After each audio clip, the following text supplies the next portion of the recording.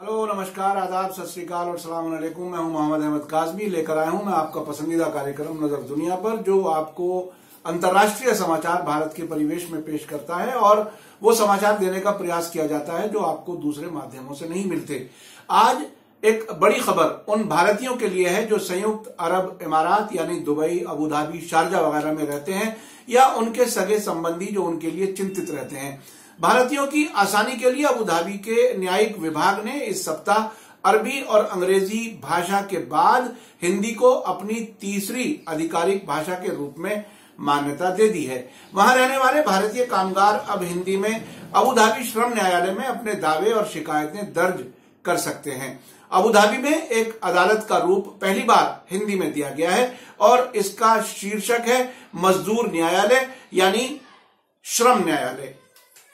Gulf news के अनुसार भारतीय श्रमिक जो अरबी या अंग्रेजी में अपनी शिकायत नहीं दे सकते, अब उनकी आसानी के लिए मजदूरी देर से मिलने, नौकरी की समाप्ति, बोनस, मनमानी छटनी के बदले में मिलने वाला कंपनसेशन, नोटिस की मुद्दत और सालाना छुट्टियों के साथ साथ हवाई टिकट के दावे और अपने पासपोर्ट की वापसी के बारे में हिंदी में शिकायत दर्ज कर सकते हैं। संयुक्त अरब इमारात में भारतीय समुदाय विदेशों से आने वालों में सबसे बड़ा प्रवासी समुदाय है, जहां 30 लाख भारतीय रहते हैं। इस ऐतिहासिक निर्णय से भारतीय श्रमिकों के एक बड़े हिस्से को लाभ होगा, क्योंकि ज्यादा लोग हिंदी भाषी उत्तर के राज्यों से जाने वाले वहां रहते हैं। अबू धाबी के न्यायिक विभाग के अंडर सेक्रेटरी यूसुफ सईद अल अबरी ने गल्फ न्यूज को बताया कि जुडिशियल सिस्टम के विकास को सुनिश्चित करने के लिए कई भाषाओं में कम्युनिकेट करने के सिस्टम को अपनाने से विदेशी निवेश आकर्षित करने और एक अट्रैक्टिव कारोबारी केंद्र के रूप में इमारात की स्थिति को मजबूत करने में मदद मिलेगी। उन्होंने कहा कि अदालत में हिंदी भाषा को शामिल करने से मुकदमों की प्रक्रिया सरल होगी और विदेशी निवेशकों के लिए न्याय प्रक्रिया से लाभ उठाना आसान होगा। पिछले साल न्याय विभाग ने अबू धाबी में एक नया पूर्ण श्रम न्यायालय खोलने की भी घोषणा की थी, जहां श्रमिकों और उन्हें देश में बुलाने वालों, जिन्हें वहां अरबी जबान में कफील कहा जाता है, के बीच सभी मामलों की सुनवाई की जाएगी। ये निर्णय भी द्विभाषीय मुकदमेबाजी प्रणाली का हिस्सा है, जिसका पहला चरण पिछले साल नवंबर में शुरू किया गया था, जिसमें वादी यानी याचिकाकर्ता अगर वो विदेशी है के लिए शहरी और आर्थिक मुकदमों के अनुवाद करने की प्रक्रिया को अपनाने का प्रोविजन था।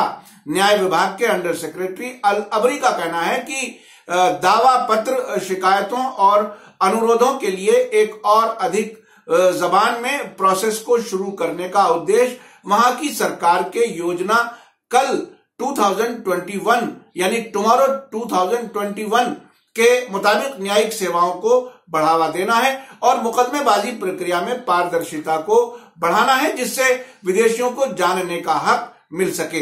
इस न्यायालय का ऑनलाइन उपयोग करना आसान है और जटिल कानूनी शर्तों से मुक्त है।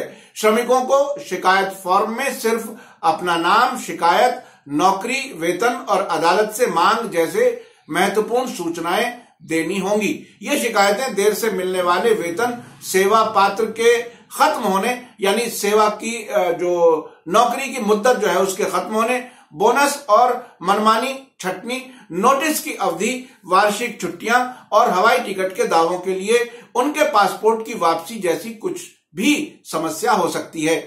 फॉर्म में दिए गए विकल्पों के अलावा अन्य विकल्प भी लिखने का अधिकार दिया जाता है। इस फॉर्म में यदि किसी श्रमिक का विवाद फॉर्म में लिखे हुए विकल्पों से अलग है, तो श्रमिक यानी जो काम करने वाला है हिंदी में कोई अतिरिक्त जानकारी भी दे सकता है। श्रमिक को अपनी शिकायत से संबंधित दस्तावेजों को ऑनलाइन अपलोड करने की आवश्यकता होती है, ताकि कोर्ट में प्रोसेस तेजी से हो सके और आप अपने डॉक्यूमेंट्स अपलोड कर सकें और कोर्ट तक पहुंच सकें ये सारे डॉक्यूमेंट्स। भारतीयों के लिए संयुक्त अरब इमारात से ही एक और बड़ी खबर है। वहां पहले मंदिर निर्माण का शिलान्यास 20 अप्रैल को होने जा रहा है। इस समारोह की अध्यक्षता हिंदू धर्मगुरु महंत स्वामी महाराज करेंगे। उन्होंने गल्फ न्यूज को बताया है कि वे 20 अप्रैल को संयुक्त अरब इमारात के नेतृत्व के सदस्यों के साथ शिलान्यास की अध्यक्षता करेंगे। यानी जो रूलिंग फैमिली है, जो किंग और उनके जो क्राउन प्रिंस हैं, उनके साथ या उनके परिवारजनों के साथ जो हुकूमत चला रहे हैं, उनकी अध्यक्षता में ये समारोह होगा।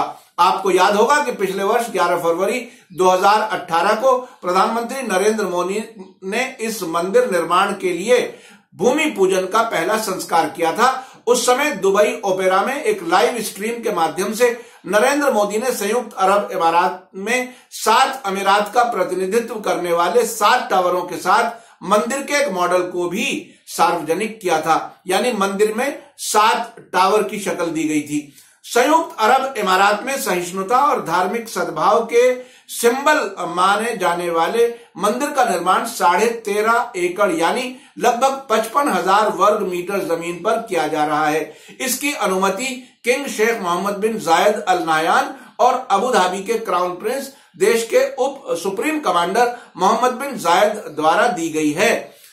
आपको बताता चलूं कि दुबई के एक हिस्से में, जिसे बर दुबई कहा जाता है, भारतीय संस्कृति साफ झलकती है, जहां भारतीय कपड़े और रेस्टोरेंट लगभग नॉर्थ के मुगलई खानों और वेजिटेरियन खानों से लेकर दक्षिण के मसाला डोसा तक देने वाले रेस्टोरेंट वहां बड़ी तादाद में मौजूद हैं।